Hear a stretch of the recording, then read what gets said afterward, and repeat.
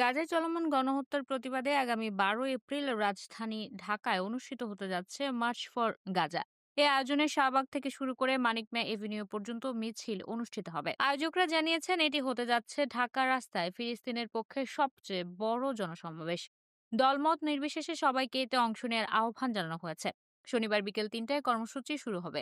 সোমবার রাত 11টা 30 মিনিট পর্যন্ত ইভেন্টেতে আগ্রহ দেখিয়েছেন 64,000-এরও বেশি মানুষ এবং অংশগ্রহণের কথা জানিয়েছেন প্রায় 5,000 জন। সমাবেশকে ঘিরে সংগঠনের ফেসবুক পেজে আলেম, সেলিব্রিটি ও বিশিষ্টজনদের সমর্থনমূলক ভিডিও বার্তা প্রকাশ করা হয়েছে। এ পর্যন্ত যে সকল ব্যক্তির ভিডিও পোস্ট করা হয়েছে তাদের মধ্যে আছেন দৈনিক আমার দেশের সম্পাদক মাহমুদুর রহমান, জাতীয় দলের ক্রিকেটার মাহমুদুল্লাহ রিয়াদ, মেহেদী হাসান মিরাজ, ইসলামী বক্তা মিজানুর রহমান আজহারি, আসুন্না ফাউন্ডেশনের চেয়ারম্যান শায়খ আহমদুল্লাহ।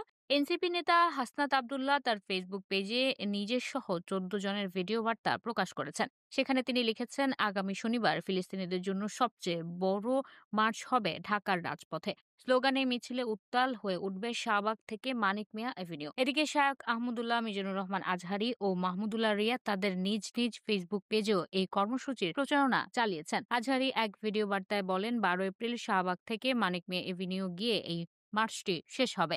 ইনশাআল্লাহ আমি নিজে সশরীরে এই বিক্ষোভ সমাবেশে উপস্থিত থাকব। আপনারাও দলে দলে যোগদান করুন।